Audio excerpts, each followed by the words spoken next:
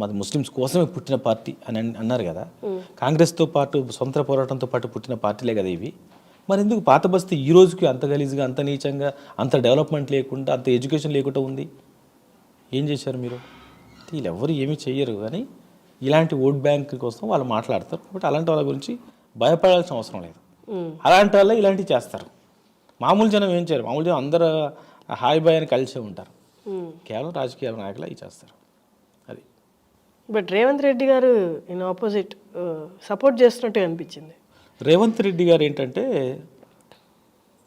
ఆయన నిజాం నిరంకుశ పాలన ఏ విధంగా ఉండింది అనేది ఒక ఇంటర్వ్యూలో చాలా క్లియర్గా చెప్పారు. కాబట్టి మేబీ సపోర్ట్ చేస్తారని అనుకుంటున్నాము. ఎందుకంటే అతను ఎప్పటి వరకు ఈ నిజాం పాలన ఇలా జరిగింది, అదే నిజాయితీగా తీశారు అనుకున్నంత వరకు నో డౌట్ రేవంత్ రెడ్డి గారు కాదు, కాంగ్రెస్ పార్టీ సపోర్ట్ చేయాల్సిందే. ఎందుకంటే సర్దార్ వల్లభాయ్ పటేల్ ఎవరు? కాంగ్రెస్ పార్టీయే కదా. ఆ రోజు ఉన్న పార్టీ ఏంటి? ఇక్కడ ఉన్న నిజాం నిరంకుశ పాలనకు వ్యతిరేకంగా అక్కడి నుంచి వచ్చి ఇక్కడ ఫైట్ చేసి వార్ చేసింది కాంగ్రెస్ పార్టీ అధికారం ఆధ్వర్యంలోనే కదా. కాబట్టి సపోర్ట్ చేయాల్సిందే.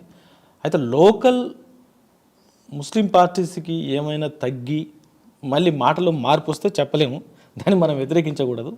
బట్ నేను అనుకోవడం ఆయన మాట్లాడిన మాటలను బట్టి, ఇంటర్వ్యూలో మాట్లాడిన మాటలు బట్టి రేవంత్